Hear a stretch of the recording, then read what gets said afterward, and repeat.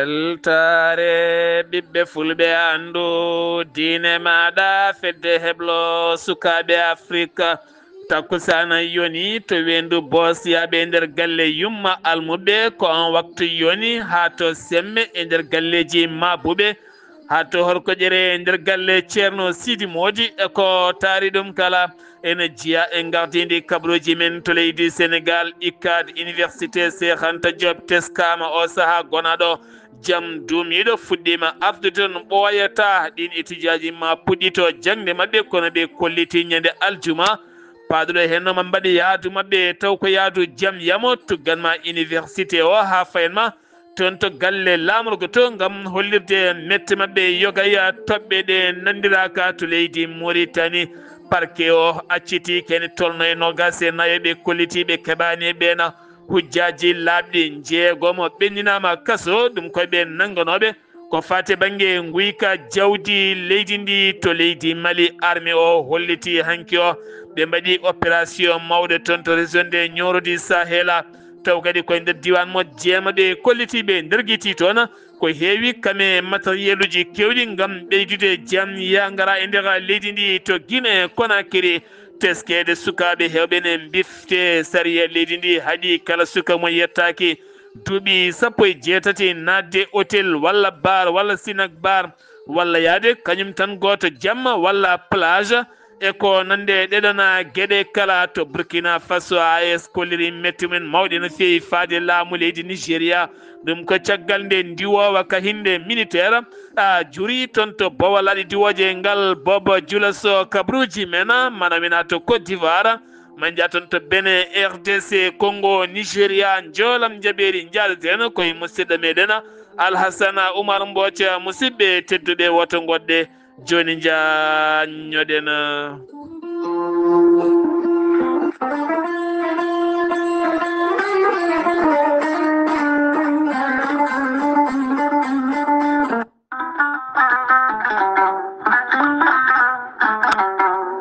gorel te ko aadi yanke mo firtata aadi e jayde weltare TV gorel te ko aadi yanke ɗoftowo ɓen safrotoɓe e muɗuma gorel te ene hollita weltare mum faade ɓen e kala saaha artoɓe gorel te ene kollita dañi hen aafiya mawɗo no feewi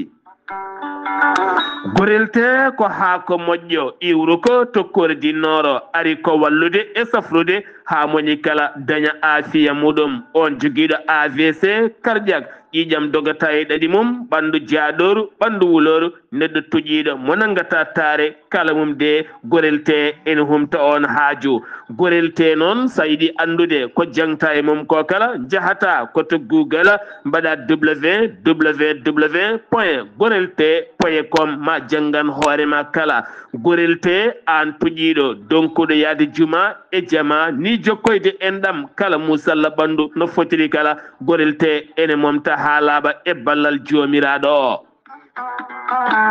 sa yiɗi jokkodirde e tongoɗe gorel te beele mbawa jokkodirde mabɓe Oumar Dia to Tambacounda 77 527 14 44 so tawi koto Bonji Salamata Ba 77 695 43 01 so tawi noon gonɗa koto Gawol ko Farmata Abdoulaye 77 150 70 61 so tawi noon gonɗa koto Guédiawaye Amadou Abbas Ka mbatta ko 78 313 89 28 so tawi noon gonɗa koto Thiès e ko taari ɗum kala jokkodirta koye Moussa Dia 78 860 76 68 so tawi noon gonɗa koto leydi Mali to wiyete Melga Mali jokkodirta koye Abdoullahi Diallo mbatta ko 00 223 72 49 30 07 so tawi noon gonɗa koto leydi France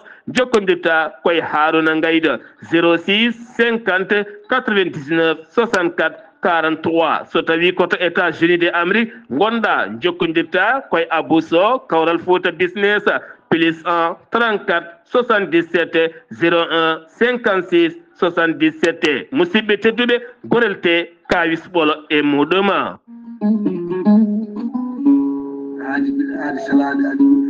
salade aadi ɓuri fettude aadi ceerno Amadou Tijani Diallo gorko mo melga wuudu jinneji wi ko fittata aadi mo asdire jande weltare ɓiɓɓe fulɓe an diine maɗa weltare TV ceerno Amadou Tijani Diallo ko wittiyanke leɗɗe ko safriyanke safruji fina gando binde laaɓaɗo leɗɗe jadinde ɓalwala danwal kala ceerno Amadou Tijani Diallo ne safra rafiji kewɗi ɗi jiiɗa cirol omo safra wonduɓe kista fibrom dogam sitte rewɓe ronkoɓe sowade rewɓe dartoraɓe sattoraɓe dewle kala ceerno Amadou Tijani Diallo no yawrani ɓen wonduɓe koyɗe musoje keeceje musoje ɓalli ɓuutoji ɓalli ƴakkoji e ɓalli ɓuutoji kala ceerno Amadou Tijani Diallo ne yawrani ɓen ustaraɓe gorago yawɓe yitade koye men ustora jippiɓe leecce kala ceerno Amadou Tijani Diallo ne yawrani on gonduɗe prostate hay sino prostate ma ko ɓurno ala ko heddi so wonano opération jokkodiri joni joni mbiya alhamdulillah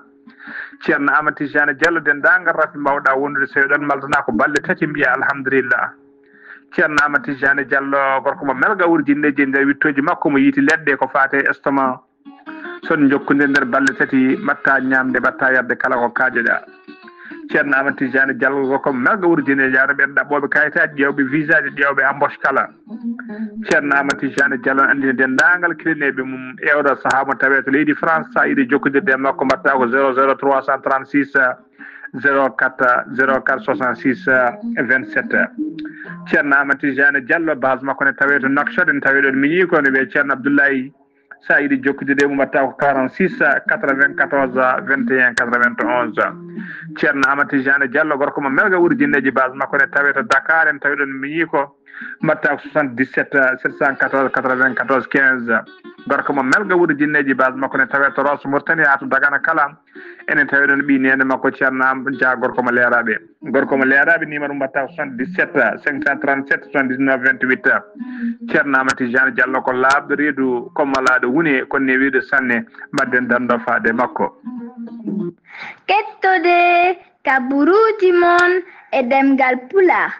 Afrique Asie Europe Amérique Moyen-Orient Océanie jam ñalle mon musidɓe tedduɓe jaslari sappo bawte hitande ujunnaje ɗiɗi e nogase joyi yonti kumpital mene ɗemgal pular ɗo yeeso haalirde he ko musidɗo mon giɗo mon sehil mon Sar Abdoullahi Sarr to karallagal weltare TV ko musidɗo mon Saydou Abouba Diaynde weltare TV weltare ɓiɓɓe fulɓe en renda sunare e musidɗo mum giɗo mum sehil mum e jaadiɗo muɗum woni Alhassane Oumar Mbooci mo kewɗon hettade Diayne nde wonande mo jogui sunare ɗum ko jaltugol aduna biyetenoɗo Diba Oumar ɓurandirede Samba Diko wonno ko ancien transporteur mo ganduɗa ne yalti aduna ɗum ko kikiɗe hanki o Diayde weltare TV weltare ɓiɓɓe fulɓe neldamo duwaw kanko woni kadi omo nelde duwaw dendagal ɓesgu on wonande jaltuɗo aduna ɗum ko ñalawma hanki o to Nouakchott PK7 wonande fedde Ansaruddin heɓano jaɓɓade ñalawma moɓe mbiyata takkusana ceerno Hamdou Rabbi Diaty ɗum noon waɗata ko ñande aset paɗuɗo hen o woni 13 nduɗo hen lewru so haaji jomiraɗo ɗum ko ɗon ɗo PK7 ɗo hen ene bisma hen noon dendagal bandiraɓe julɓe Mauritanie Sénégal Mali Gambie Guinée ha e diaspora o kala on ñalawma noon waɗata koye dow inde wonande khalifa diine waliyu lamnoɗo gandala welede Allah makko woni ceerno Hamdou Rabbi Diaty kono kadi ma tawtore khalifa mo Madina Diaɓe kono kadi ma tawtore khalifaɓe diine e dendagal almudago e dendagal musidɓe bandiraɓe kala enen bisma en ɗum ko ñande aseɗo ɗon ɗo Nouakchott e gardegol ceerno Boubacar Gaya so haaji jomiraɗo o kabaruji men e ɗemgal pular jehetena ko aton to Horkoƴere subaka hande o woni actualité mantiniɗo ɗon ɗo wuuro Horkoƴere ɗo e nder galle ceerno Sidi Modi ko ene tolno 34 almudo woni hande o fiilaɓe ɗum ko caggal nde ɓe jettini deftere mabɓe sariya kono kadi hande o ɓe tafsirana wonande deftere Allah teddunde taw koye ɗemgal wonande ceerno Sidi Modi ɗon ɗo Horkoƴere ɗo henna علم الله منهم على أني أمر أنهم بيروا لا يؤمنون مؤمنة لا ما بين الجماعة على وجه المقابلة ɗum ko subaka hande oɗo henna alarbo ɗon ɗo cuuɗi meɗen horko ƴere ɓen capanɗe tato e nayo almudo hen nayo ko rewɓe ɓen noon defti ko alqouranil karim caggal nde ɓe timmini deftarla teddunde ene hen goto e sukaɓe rewɓe ko ɓi ceerno moodi si taw kadi ko ɗon ɗo cuuɗi meɗen horko ƴere ɗo jayde weltare tv weltare ɓiɓɓe fulɓe ene wiyaɓe yoɓe jogoro jaam bi jaahi nabiyil wara sallllahu alayhi wa sallama hande o batu jagorde ponnoɗo laatade hande o toon to galle lamorgo to dirtinama jeeyi sababu noon dirtingol oɗo henna batu jagode koye délégation giwɗo toon to émirat arabe uni taw kadi koye garde gola tahani ben ahmeda al zeyyade ko on tigui woni gardiɗo ko fate commerce ko fate jagoɗo banggue commerce ɗum noon wonande jonde hakkude makko e hoorejo leydi ndi hono Bassirou Diomaye Diakhar Faye toon to galle lamorgo to wonande kay on batu jagode ponnoɗo latade hande o dirtinama ɗum ko ha ñalawma janggo o so haaji jomiraɗo hoorejo leydi ndi Sénégal hanki o jaɓɓima some ko fate wawande hoore muɗum to banggue kuɓɓam hakkunde leyɗele Sénégal Mauritanie ko noon kadi Gambie Guinée Conakry Guinée Bissau ko fati kay cetal wiila POWER 2025 ɗum noon wonande holliti wonande kay ndi daɗɗudi ma waw tigui wallidde wonande Sénégal Mauritanie Gambie Guinée Conakry Guinée Bissau ha ɓuura kadi wawdinde hoore mum to banggue kuɓɓam teskaɗam e oɗon fannu e tawtorede jagorɗo on fannu mo leydi Mauritanie kame ɗen leyɗele tawtorede denduɗe wonande ndun wendu gam huccande golle wawande hoore mum to banggue ɗamɗona kuɓɓama timmuɗɗama wonande dental étudiaji kame wallidi men ɗum koto ikkade université Cheikh Anta Diop ɗum ko caggal yontere yawtunde wuli jaw hakkunde mabɓe e force de l'ordre ɗum noon ko caggal muɗum nde koyɗe jaama woni nodda toon oɗo saaha no ɓe kolliti ɓe dartini wonande kay yewre nde ɓe jowno ko fate jangde mabɓe ɗum ko caggal nde koyɗe jaam jaaha hakkunde mabɓe gouvernement mo leydi ndi Sénégal kono ɓe kolliti maɓe garte jangde mabɓe kono ñande aljuma o aɓe jiiɗi wadde yaadu mabɓe ndun yaadu noon nde fuɗɗoto ko toon to université Cheikh Anta Diop ha toon to galle lamorgo to gam hollirde kay wonande caggal hande police ɓe jiiɗa naata e bowal université Cheikh Anta Diop toɓɓere rewde hende kadi ɗo e lewru février 2026 ɓe jiiɗi kay ko haalis mabɓe kene won capanɗe jeegom ujunere ɗum noon ko wawa tigui versede kala e mabɓe taw kadi koye koalisa bourseji ko fataɗen gueɗe ɗeɓe nanditi kala ɗum noon ko yidde hollirde kamɓene mette mabɓe ko woni ɓere mabɓe jaltini ɗum taw koye dow sifa nduɗon yaadu jagorɗo finance mo leydi Sénégal walla mbiyen jagorɗo faggudu mo leydi Sénégal woni Abdourahmani Sarr hakkude mum e délégation mo Allemagne ne heena wonande gardiɗo on délégation woni Jeefa Marine ne wondi hen kadi wonande ambassadeur mo leydi Allemagne si fande nandirala hakkunde laamu leydi Sénégal kame Allemagne ballal kene tolno 13 millions koppareje euro ngam wallide pelle entrepreneur ji taw kadi ko fate banggue pelle rewɓe liggotoɓe yogay cate certude ha jomen mbawa liggade no fewi e nder leydi ndi Sénégal duuɓi walla mbiyen lebbi jeenayyi ko nangawo dumba ɗum no wonno ko gila tan wonande ɗum noon wonno ko gila tan le wonno ɗum wonno ko gila nogas e jeeɗiɗi lewru février 2025 taw kadi koye ndeɗo hen hitande woni Farba Ngom mo dossier mum ne waɗa hen kene wona 1.25 milliard koppareje franc CFA mo ganduɗa wona kattanɗo no fewi o wiide kay wonande janede ma o daro e yeeso juge ñawowo ñande 15 lewru décembre mene ma jogol latade walla la ken tolno e lebbi jeenayyi on sariya walla ni nden darde lataki ngam teskede oɗo saaha kay wonande rafima ko wona ɗum konon ko fate dumbede ɓen ɓe ngala cellal no fewi wonde onge from civil mo leydi Sénégal waɗi ko wino so tawi kay ko wullitade e cetal fedde ngotago windere darniɓe hagge innama aade wonande kay ɓen taweteɓe cuuɗi dumbiri taw ko nanguira ko ala en kala ko leeri tene kadi gona selluɓe no feewi wonande kay oɗo saha sariya leydi ndi ne sali rokkudeɓe beele ɓe mbawa safroyade ene hen noon Farba Ngom maire mo Agnam ene hen kadi mawɗo Malika Mbaye ne hen kadi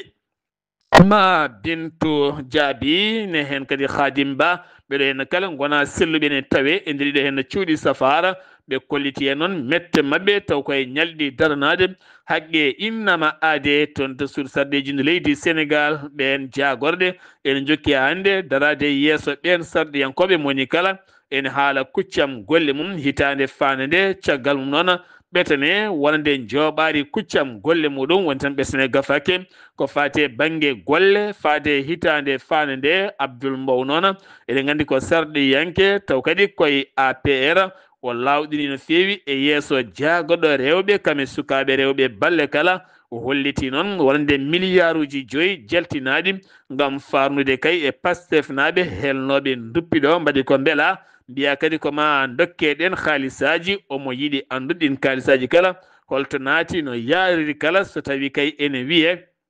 wonto mbuñaari woni duñaari kay koye oɗo hen fannu omo jappi nofuru o tampini noon on jaagoɗo gam hollide kay yiddemo kay ko ɗen gueɗe kala nde ndewnete lawol taw koye dow oɗona sifa ha wiya ceera Mansour Faye eɗen gandi ko maire wuuro Saint-Louis woni ndar gueƴa Dande Maayo jaadiɗo APR hanki o yaltini konngol o holliti sumgoji hitande ujunere 2029 leydi Sénégal aɓe ɗamini gartugol Macky Sall tene kadi ma waw jeeyede eɗen gueɗe ɗum koye hello wonande dawrugol ko fate ñawore taw kadi ko Ndella Madior Fall joguinoɗo galle yurmede taw ko sukaɓe bayeji woni ko mbatte hen wonti noon galle mo ganduɗa mo wonani yurmede gam teskede sukaɓe ñammintake kara heege e ñabbuji kala ha woodi hen mayɓe taw kadi gubba hen ni taw koye sifa suuɗayru guilno wonanga ñawore makko disnama ha 13 wonande kay a janvier 2026 mo heddi toon to kaso ko nden o andata holnde foti lelade e kaso kanko on wonande Ndella Madior Fall joguiɗo galle yurmede ñawore taw kadi ganduɗa kone noddi ɗum Sidiki Diabaté nalanke mo leydi Mali contre dawriyanke lundiyanke activiste moɓe mbiyata Cheikhouna Niamago ɓuurandire Siko ɗum noon dittinama ha 16 lewru décembre siftinde moon kanko on Sidiki Diabaté jimo malinajo kañum nawimo yeeso lawol taw kadi koye tribunal Dakar kamɓe kala ɓe tawi nder Dakar ñawore mabɓe ko hanki fonno latade dittinama ha 16 lewru décembre ko nden ñawore kadi woni toon to Bamako laamugo leydi Mali ma en garo hen e nder kabruji meɗen kene foto wonde 150 taw ko migrant ɗannotoɓe ɗanleɗe ndewani lawol ko ɓen mbawi faabede hanke o taw kadi faabime ko marine national mo leydi Espagne lanaka noon iwi koto Dakar ha toon to Gambie kala walla ɓen nanga ɓe jafɗon ɓen nanga koye majeɗe Dakar nanguiɓe ko base naval amiral Faye Gassama oɗo sano ɓe tottirama wonande kay ɓen taw kadi ko toppitiɓe ɗum beele ɓe mbawa tottitede koreji mabɓe ko fati e médiaji leydi ndi Sénégal siftinde moon février 2025 ko nden tigui jagorɗo télécommunication mo leydi Sénégal yaltini doggol ɗin médiaji keptinaɗi e nder leydi ndi Sénégal kanji kala noon maɗi gonoy 250 ke wona 360 média woni ko heptinaka ɗum ko caggal noon wonande kay ardiɓe médiaji ne mbawi wullitade toon to Cour suprême ñalawma janggo alhamis o ma Cour suprême audit on dossier ngam ƴeewede so tawi kay ɗum ene hani wonde walla ni hanani wonde taw kadi koye dow oɗon sifa toon to Kédougou ke trafic goto taw ko dogno poɗɗe ɗe jamiraka kam nanga toon nanguira ken tolno 57 carton taw woni en ko tarma dola ɗum noon ma wonoy temedere capanɗe jeegom e nayyi kilo taw ko médicament ji ɗi ndewani lawol nanga noon koye nder galle makko no ko biyeɗo Sambaro Bogo ene tawe e ndera diwana mo keddugo Papa Sane ko jayndiyanke chroniqueur mo Walfadjri ɗum ko caggal nde nangano waɗa garde à vue ñande altine nde wedda ton to kaso ɗum ko caggal nde o yaltino e konngoli makko faade armée leydi ndi Sénégal ɗum ko caggal nde jagga Sagna Mandang mo ganduɗa ko commanda martaba towɗo e laamu Yahya Jammeh baɗɗo wargoji musi no fewi nawta toon to leydi Gambie watta e juuɗe autorité ji ɗi Banjul o yalti noon haalde hen kan haala o yiira ko haalde ko anda e ñingde bonnude nguru armée leydi ndi wotta janama lebbi tete kaso kono wo leɗata koye nder kaso o yaltat bawla mo yoɓa capanɗe joyi ujunere taw kadi koye koppereje franc CFA jeeheten ko ha toon to wuuro teddungo woni Madina Gounass taw yen toon musidɗo meɗen Amadou Samba Lo ko fate banggue wonde batu hanki joɗima toon to mairie mo Madina Gounass ɗum ko caggal nde ɓe jilloyi toon to dakode dakande Madina Gounass gam heɓanade wonde daka Madina Gounass tijjaɗo taw kadi koye avril wonande 2025 paɗo Amadou Samba Lo Madina Gounass. Assalamu aleykum wa rahmatullah. Wa aleykum salam wa rahmatullahi taala wa barakatuhu. Sar Abdoulaye Sarr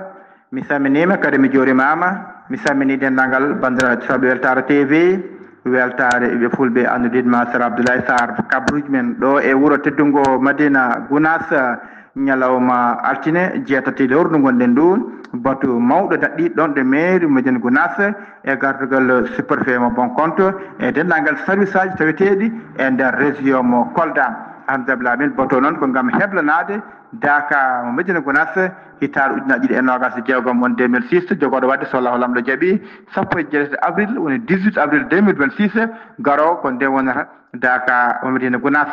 ko adi fof noon kanko superfet e dendagal délégation kala e laamu ngu kala arnoɓe ɓe gadi yaade ko toon to nokku daka to gam yiide nokku o ɓe jii nokku o ɓe jii forage uji ɗi ɓe gandi kala nokku ko manque hen e ko moƴƴi hen ɓe jii ko dendagal nokkuji gendarme ɓe gonata nokkuji eaux et forêt wonata hay nokku de sappo pompier wonata nokku fof ɓe jii holko waɗat ɗon gila joni wona umanede e daka kadi ko wona manque hen fof wona umanede gila joni nde arta noon to daka yaaha to mairie Madina Gounass ɗon bato jooɗa dendagal service aji kala neɗɗo mum ari kamɓe kala ɓe kolliri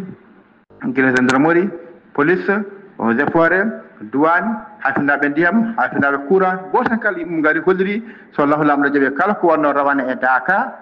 so Allah jaaɓi hikka ko ɓurɗume waɗata saabu teskade ɓe andudeɓe daka kala hiyan koko ɓeydoto so Allah lamɗo koko ɓeydoto ɓe kolliri inchallah koko adi ɗum ɓe garat ko adi daka balɗe sappo ɓe gona e gollude golle ɗe so daka sakam kadi ɓe gon caggal daka fodde balɗe joyyi won sappo kadi ɓe moƴƴina golɗe goto kala holli hen weltare mum no feewi nde wonno fodde ko dillata daka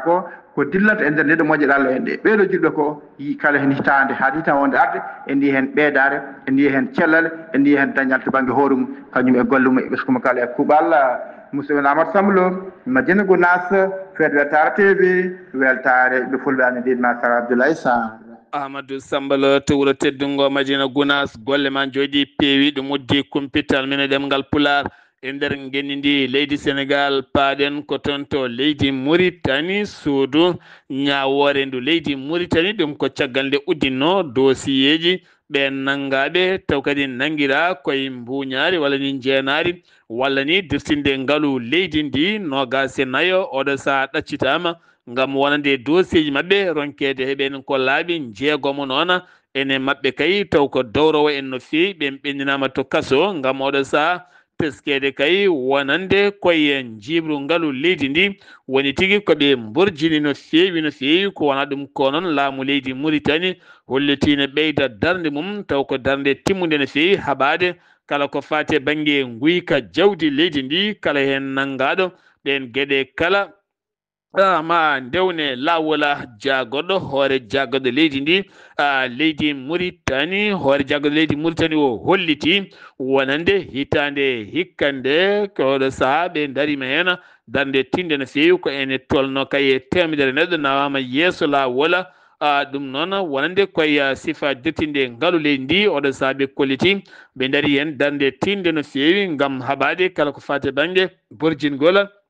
jawdi leydi ndi fedde wotere taw koye fedde sarde yankoɓe to sur sardeji ndi leydi Mauritanie kolliti yiddeɓe noon warande kay konde catal tafete taw kadi ngalɗon catal ene wawa tigui rewidade ɓen borjinoɓe ngaalu leydi ndi hoore leydi Mauritanie holliti oɗo sa ƴetti pellital haɓade kala ko fati guyka jawdi leydi ndi taw kadi ko alda tigui e heedago kala hen naggaɗo ma rewne lawol taw kadi ko alda e yurmede hay seeɗa jillu safriyankoɓe Arabie Saoudite taw koye dow inde Roi Salman mo Arabie Saoudite on e kimne jokki golle mum taw koye hôpital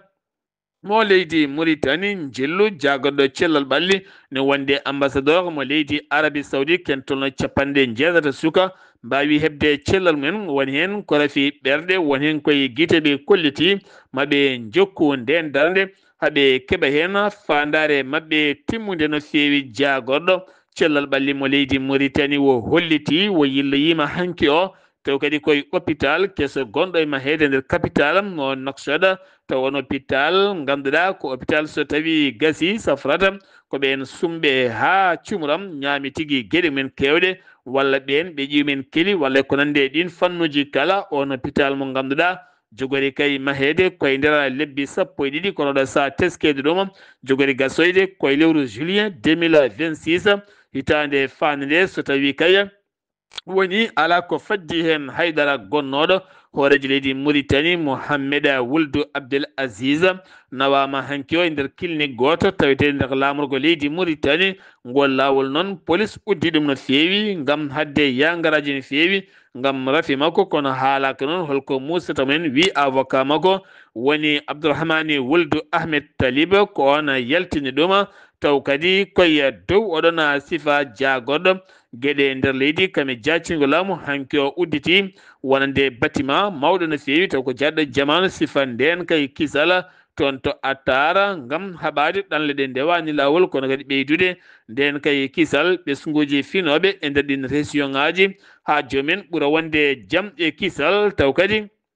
koye dow ɗiɗon sifaji Mauritanie kame Côte d'Ivoire ene ɓeyda jokkodiral toɓɓe kewɗe noon ciifama ɗum ko hakkude jagorɗo affaire étrangére mo leydi Mauritanie kame nando mum mo leydi Côte d'Ivoire hakkude Abidjan e Nouakchott dañi ciifande kewɗe taw koye gueɗe dendaɗe hakkude leyɗele ɗiɗe ha ɓuura kadi wawde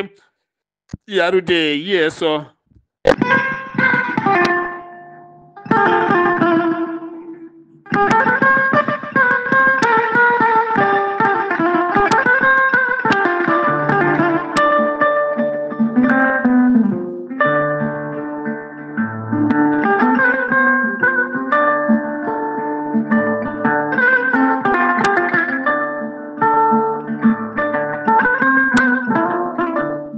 jarama Yahya Ndiaye sen gewi tonto leydi Mauritanie paɗena ko tonto leydi Mali to leydi Mali hoorejo walla mbiyen to leydi Mali to leydi Mali to leydi Mali région de Ségou ñande altina jewtuɗo hen o wonande taw kadi ko gouverneur mo région de Ségou Souleymane Tarawore lawɗi ni couvre feu kuural hirtolel o ɗum noon ko ñande 7 décembre ɗo hen ha ñande 6 lewru janvier 2026 tugganma tan à 23h ha fayma 5h subaka kala jeeyaɗo ne yaaha ko wona armée leydi ndi walla ambulance jonnuɗo ñawɗo ko fati ɗin sifaji jomum koko dartinte walla loskoji luggi mbaɗi mum ɗum noon ko yidde addude nden kay kisala taw kadi koye nder région mo Ségou tam teskede wonande janguji ne kewi toon kono so tawi kuulal hirtode lo wawi waɗede ɗen gueɗe kala ma mbaw ustade no fewi communiqué ko fate banggue wonande état majeur général armée leydi Mali holliti ɓe mbaɗi fiyande mawde no fewi nden fiyande noon ko yogay nokkuji ceertuɗe no fewi nokko mbiyata dogo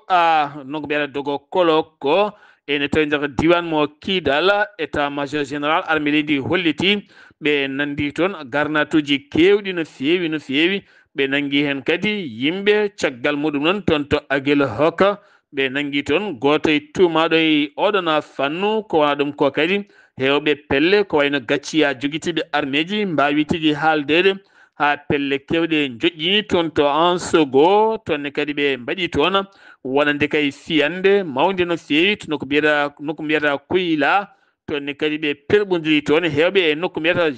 Tine Joatina oɗonne kadi ɓe kolliti ɓe poftidi toon hewɓe taw ko joguiɓe basuji men e nder région de Sikaso e ballal laana Ndiwawa taw ko ɗiɗo hen nokkuji kala armeli ndi famaɓe kolliti ɓe mbaɗi opération ɗum ko jeenayi hanki o to nokku mbiyeɗo Saba Bugune tawi nder diwan mo Jeema taw kadi koye région de ñorodi Sahela ɓe bonni toon basuji ɗiɗi taw ko joguitiɓe derguiti toon armeji kewɗe wiide armée leydi ndi taw ko leydi Mali garten koye saria leydi Mali wonande kay biyeteɗo Cheikhouna ñamakko ɓuuri andirede Sikko on noon tawete koto Dakar taw kadi ko dawriyenke ko activiste kalɗo konngudi muɗum ɗi ganduɗa ene ñingi no feewi laamu leydi Mali procureur ɓattiɗo tribunal mo Bamako portimo plainte oɗo saaha ka yiddeɓe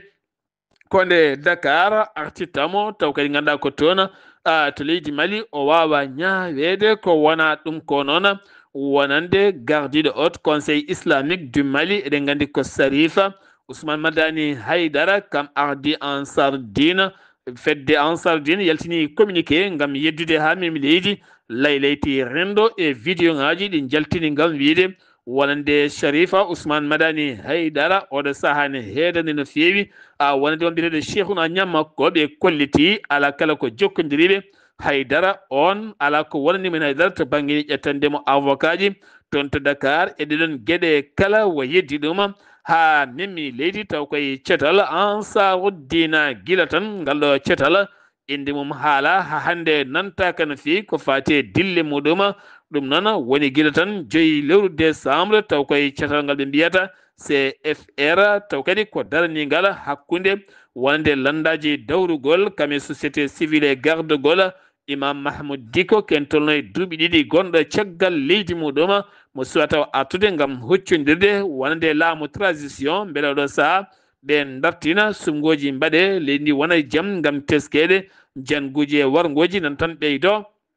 e nder leydi ndi kala paaɗen ko toon to Guinée Conakry jangde leydi ndi gila tan ɗe balɗe kala école aji koko guddi no feewi ɗum koye guerefaji syndicat ji taw koye ɓen jangguinoɓe hanki o noon hakkude jaagoɗo tambiɗo jangde kame pelle syndicat ji jonde towde ngam gooɓe jiile ngam ɗaminede ngal kaldigal fuɗɗima nandirede hande o kam gon hofgo juuɗe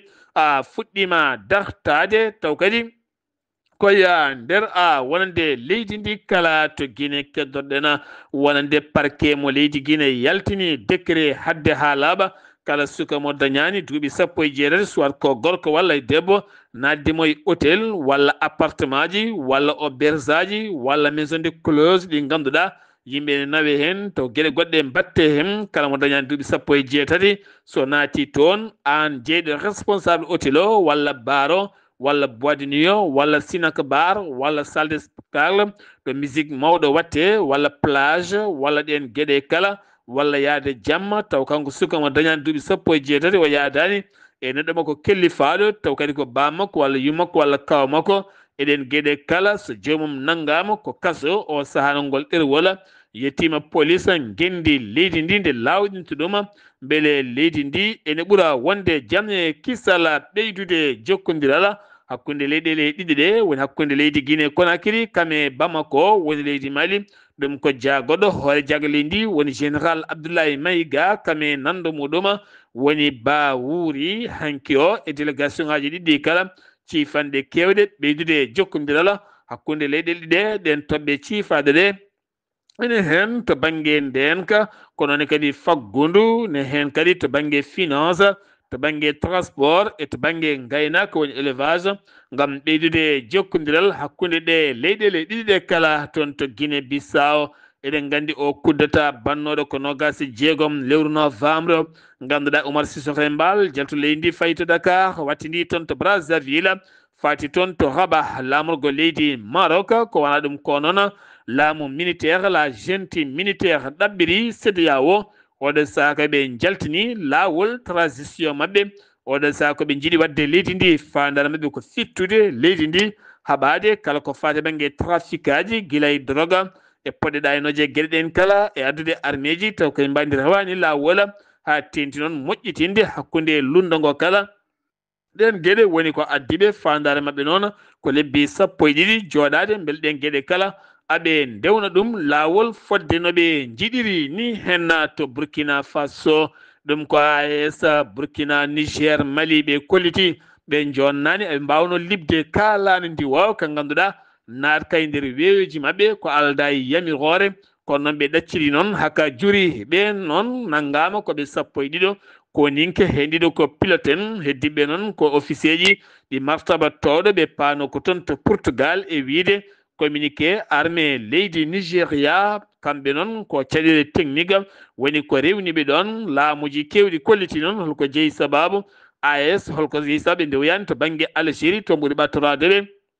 taw ɓe ndewani e weeyo AES noon yiiri ɗuma ɗum nayno ko provocation walla taw ko ñokkidade ko yahata e leyɗele men walla weeyoji men ko wawi wonde kala oɗo saaha aɓe tawe e juuɗe taw kadi ko armée leydi Burkina Faso aɓe gone jaame kisal haaɓe keeɓa hen ko ɓuuri labde ni henna Nigéria noon holliti fandarema gonde ɓe ɗaccata ɓe jokka ɗanngal mabɓe ɓe payi ko toon to Portugal to leydi Benin o saaha jaam fuɗɗima artude tigui rigui kono nden kay kisal ne ɓeyda jeeyi sababu noon seena mo leydi Nigéria wotani ɗaɓɓande wonande hooreji leydi Nigéria gam neldude troupe mum woni armée faade toon to leydi Benin ha jaame kisal ɓuura kadi deeje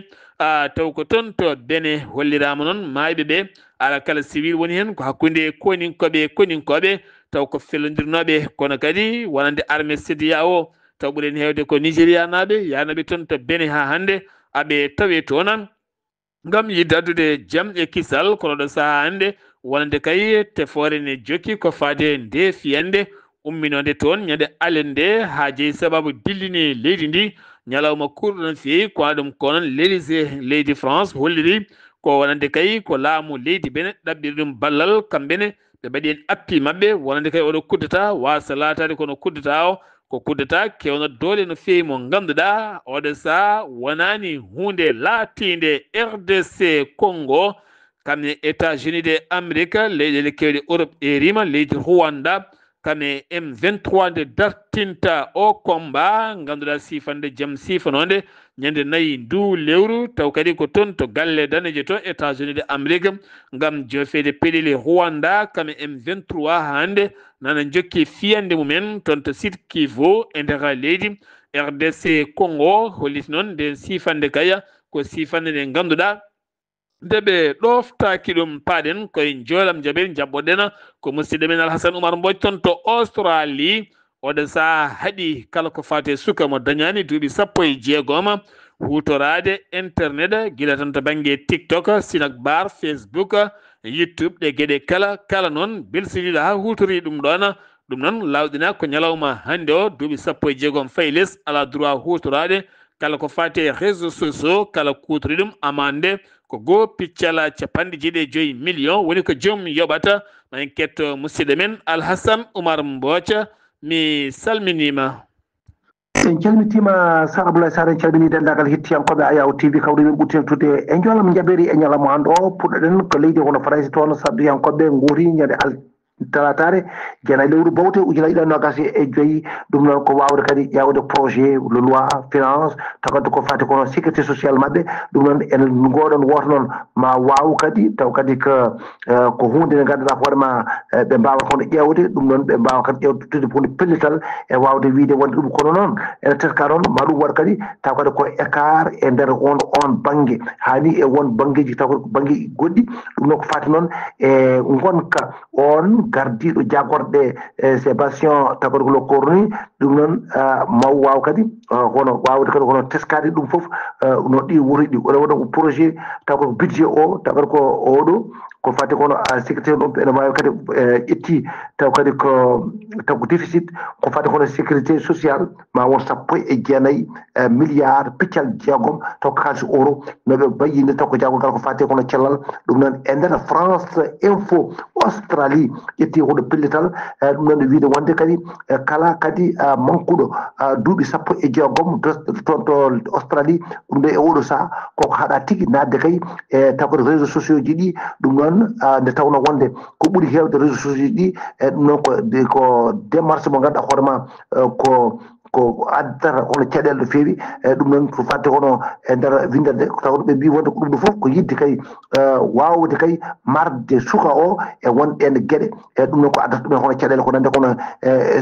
Instagram en TikTok en ko nande kadi e Snapchat en ɗum ɗo fof ko joomum en ko ma kadi kaɗaya ɗum ko mate ma mbaw kadi dañde haqqille no mbawi kadi hono reyninede ha diwa ɗo ɓe goni ɗo ene wayno ko jaadi yankoɓe ɓe hewɓe waɗaɓe toon to Gaza ha ni toon to gila kadi Soudan en ha Ukraine en ɗum noon ko ɓuuri hewde noon ɗum noon kadi koye fati noon ko wonɗene gueɗe ko wawde wadde kono gueɗe mumen droit ji mumen taw ko wawde kadi habrude wonande noon taw kadi ko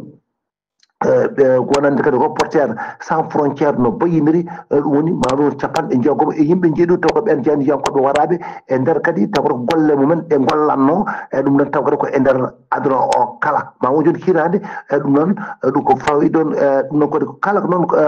ɗum ɗo ko kalɗen ɗo ko capanɗe jeegom yimɓe jeeɗu ɗo feccere mum toon to Gaza ɗum noon e nder jayli kayɗi Israël jooɗi toon ɗum noon ene wayno reporter sans frontiére ene juufi toon piɗel foof e wonande kay bilan moɓe mbajjin o wonno ko ñande talatare 9 lewru bawte 2025